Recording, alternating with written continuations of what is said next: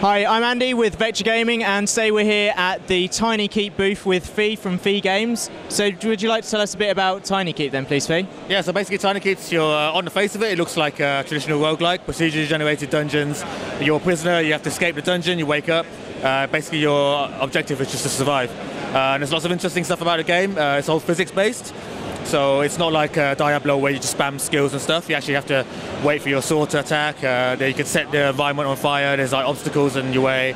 There's lots and lots of traps that you can use against the enemies that are trying to stop you from escaping as well. So I noticed when we were playing the game earlier that you start off and you're just a guy on his own. You have to find your shield and a sword. Yeah. Is there any other equipment that you can find throughout the game? So you start off the game with a sword and shield, but we now have got an upgrade system. So what you do when you fight enemies, they drop coins. You collect coins. At the end of each level, you sacrifice the coins on a shrine, and you get upgrades. And they can be ranging from something really minor to like critical hit upgrades, and then something really crazy like slowing down time, like bullet time stuff, and one that gives you a flaming sword that you can set fire to enemies and that kind of thing. And there's one thing that I don't want to spoil it too much, but there's lots and lots of crazy stuff on there. So yeah. So. Also, you're saying it's a procedurally generated game. So how many levels are there, and what different room types have you got, or is it? Do the rooms look different every single time it's generated, or? So every time you play, it's procedurally generated. So every time you play, it's different. So the layout of the dungeon is different. However, there's like 20 levels in the game, and each level has a different kind of objective. So for the first 3 levels, you're in a dungeon, you're trying to escape the prison. But then once you get to the surface, it's like it opens up into like an Aztec jungle type environment. And then after that, you get the demons kind of teleport in from hell. So then they start setting fire to everything. And there's also a secret hell level. If you go into the portal, then you get into this kind of cave. There's like fire everywhere, and there's a giant mother demon who's like birthing these demons. And there's lots of different environments and objectives that you can complete. So, but it's all still randomly generated.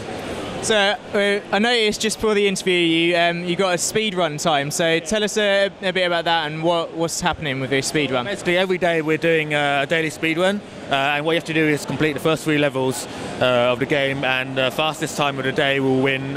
Basically we've got a little party bag, so you get like a poster, a mug, 2 Steam keys, soundtrack, some badges, some original artwork as well, hand-drawn artwork, we're just giving away for free to anyone who manages to get the time done. So what's your fastest speed run of it so far? So yesterday there was a guy who completed about 10 minutes, and then he got beat like immediately after. So then he kept coming back until he won, and then at the end of the day it was like 2 minute 44, and I don't think even I can beat that. So. And that was only on the first 3 levels, yeah, right? 3 levels in a couple of minutes, which is just ridiculous. I mean, it's like average time is like 15 minutes. So that is pretty crazy.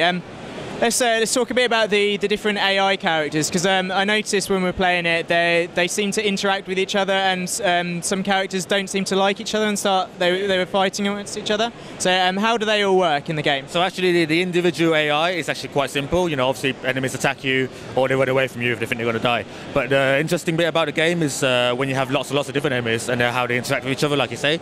So there's like one level where there's like orcs and skeletons, and you can kind of lure the skeletons into the orc group, and then they'll start off having the massive battle, and you can kind of hide around in a corner, wait until everyone's dead, and then pick up the coins afterwards. Like later on in the game, there's like more races that get introduced. Like I mentioned, the demons. They've got the prison guards. There's a giant rock monster, skeletons as well. And at one level, there's like 5 of these races like having a massive war together, and you're just stuck in the middle. And I think that's something that is not really included in a lot of games. So we wanted to try and explore that a bit more further. So.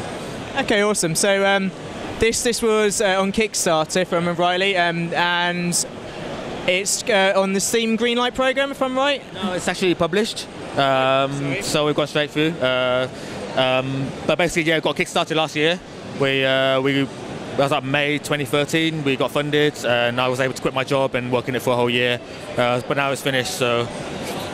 So when is this game going to be fully released, and when can people get their hands on it? We just finished working on it like a couple of weeks before. So this is kind of like a launch party for us, but the game will be available on Steam for PC on Monday, the 29th of September.